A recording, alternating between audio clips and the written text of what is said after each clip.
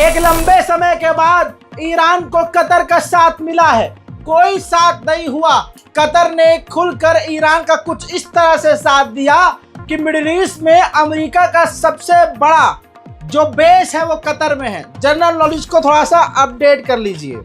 Middle east में सबसे बड़ा अमेरिका का जो बेस है वो कतर में है और कतर ने बयान जारी कर दिया कि हम नहीं चाहते कि हमारे देश की सरजमीन का इस्तेमाल करके किसी भी देश के ऊपर अटैक किया जाए या ऐसी हरकत की जाए जो हमारे लिए भविष्य में अच्छी ना हो।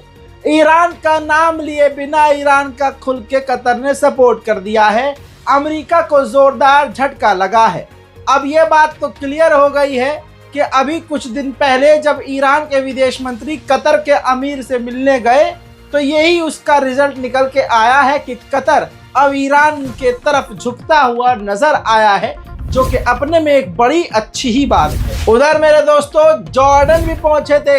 हाँ, ईरान के विदेश मंत्री जॉर्डन भी पहुंचे थे और उन्होंने जॉर्डन के किंग से मुलाकात की। जॉर्डन के किंग ने ये कहा कि हम अपनी ज़मीन को और अपने एयर स्पेस को किसी दूसरे देश के लिए इस्तेमाल होने नहीं देंगे। यानी जॉर्डन भी एक तरह से ईरान के आगे नरम पड़ गया है। ईरान के विदेश मंत्री बेहतरीन काम कर रहे हैं, अल्लाह इन्हें कामयाब करे।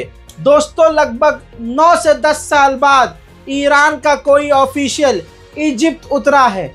इजिप्ट पहुंचे हैं ईरान के विदेश मंत्री। इसके बाद ईरान के विदेश मंत्री टर्की जाएंगे। उसके बाद 1-2 और अरब देश का दौरा करके वापस ईरान जाएंगे। यानी ईरान ने एक तरह से अरब देशों यानी अपने भाइयों के साथ मिलकर एक जाल बिन लिया है।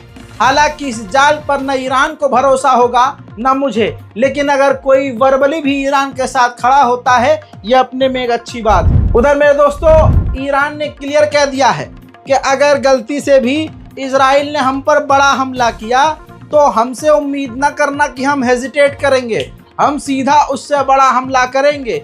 और यूएन को संबोधित करते हुए ईरान ने कहा है कि मुन्ना जरा बीच में पड़ना, वरना ऐसा ना हो मामला बिगड़ जाए। उधर फ्रांस तो पहले से ही इजराइल से चिढ़ा हुआ है। फ्रांस और इजराइल के बीच जो है मौखिक जंग चल रही है, युद्ध चल रहा है। ऐसे में ईरान के विदेश मंत्री ने फ्रांस के विदेश मंत्री से बात की है। अब इस खबर की सबसे बड़ी खबर, इस वीडियो में सबसे बड़ा अपडेट आपको दे रहा हूं, इसीलिए कहता हूं वीडियो को पूरा देखा करिए। न्यूक्लियर टॉक जो अमेरिका से ईरान कर रहा था, ईरान ने न्यूक्लियर टॉक अमेरिका से बंद कर दी है।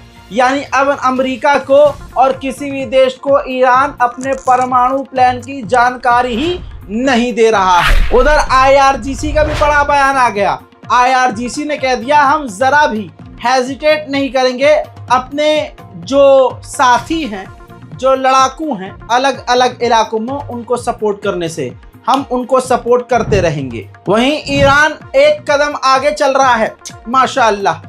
ईरान तेहरान और अलग अलग के तमाम शहरों में जो काफ़ी सेंसिटिव शहर हैं उनके एयर स्पेस को GPS जो होता है उस GPS को जाम कर रहा है। यानी अगर कोई ड्रोन और फाइटर जेट उस इलाके में आ जाएगा तो एक तरह से उसका कनेक्शन अपने संचालक से टूट जाएगा और पूरी तरह से उसके GPS काम नहीं करेंगे और इस तरह से ईरान दुश्मन को पहला ही झटका दे देगा। उधर ईरान के राष्ट्रपति ने कहा है कि अगर तमाम मुस्लिम देश एक साथ आ जाएं तो इजराइल ये क्राइम कर ही नहीं सकता, फिर चाहे अमेरिका उसके साथ हो और वेस्ट उसके साथ हो। बात दोस्तों बिल्कुल सही है। उधर ईरान के एटॉमिक एजेंसी के हेड ने कहा है कि हमें यकीन है कि इजराइल हमारे न्यूक्लियर साइट पर हमला नहीं करेगा। ईरान एक कदम आगे ही चल रहा है।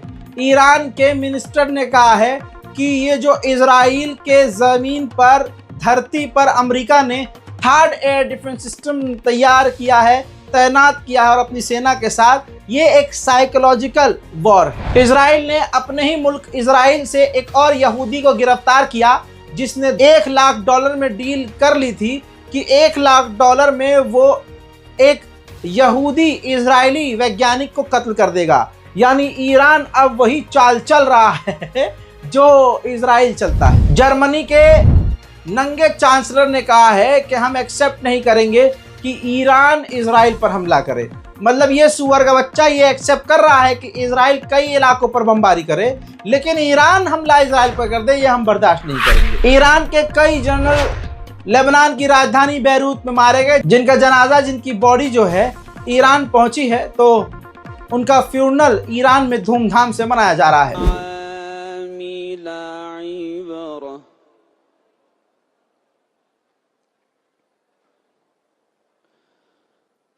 नुस्कीकुम मिम्मा फी बुतूनिही मिन बैनि फर्थिन व दम।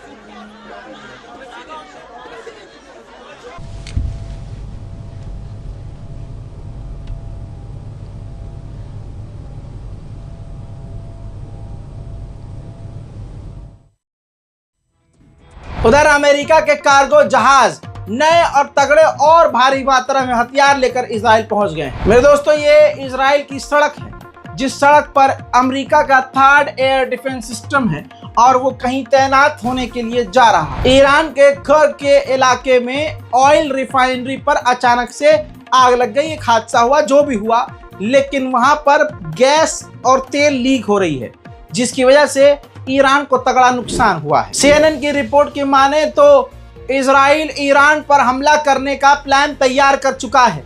अमेरिकी इलेक्शन से पहले ईरान पर इजराइल हमला कर देगा। मेरे दोस्तों, ये जो वीडियो आपने देखी है, इसमें ईरान से जुड़ी तमाम खबरें मैंने आपके सामने रख दी है। इससे पहले भी अपडेट दे चुका हूं, ये भी अपडेट दे रहा हूं और इसके बाद भी अपडेट दूंगा। मैं जहां हूं, जिस हालत में भी हूं, जहां भी हूंगा, आपको इंशाल्लाह अपडेट देता रहूंगा। हमारा काम पसंद आए तो दुआ में हमको याद रखिए, और आपसे चाहिए कुछ नहीं, बस इतना कि लाल बटन यानी जो सब्सक्राइब बटन है उस पर क्लिक कीजिए और हमारे चैनल को सब्सक्राइब कर लीजिए। आपकी स्क्रीन पर रजा का ये तीसरा चैनल है, जिसके अंदर आप देख सकते हैं, नाम है रजाग्राफी सोशल।